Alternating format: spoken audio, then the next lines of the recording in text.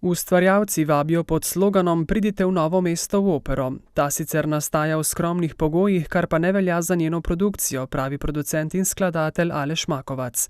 Gre za romantično delo v 3 dejanjih, ki je nastajalo 8 mesecev.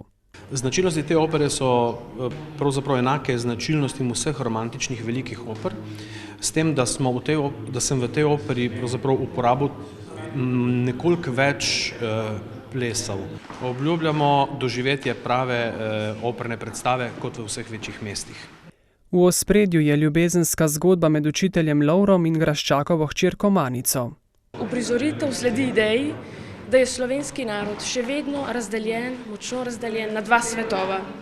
Na eni strani imamo hladen svet višjih slojev, ki verjamejo v moč oblasti in denarja, na drugi strani pa je svet vaščanov, to se pravi nižjih slojev. Zbor solistov bo precej obsežen, zaradi števila ponovitev pa je potrebna dvojna zasedba. Glavnino predstavljajo moški pevci, vloga graščakove hčerke Manice pa je zaupana Katji Konvalinka in Irenije Buah-Tiran. Jaz moram reči, da sem presrečna, da se to dogaja v Novem mestu. Vsakič, ko se pripeljejo tile pevci v Novo mesto, sem jaz čisto vzhičena, ker pač vidim, da začenjamo neko veliko stvar. Operi so se pridružili tudi člani novomeškega folklornega društva Kres. Ja, mi sodelujemo s 3 pari.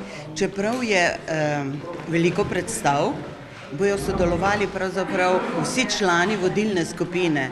Je pa za nas izziv to vsekakor. Premiera bo 22. novembra, nato sledi še 12 predstav, od tega 5 šolskih.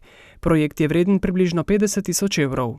Sami se vprašamo, kaj bomo pa naslednje leto, a lahko še nekaj več ga naredimo? Težko.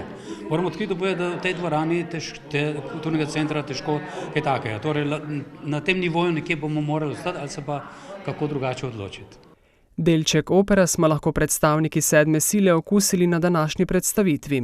V njen svet nas je popeljal eden od 2 tenoristov, Klemen Torkar, ki nastopa v vlogi 10. brata.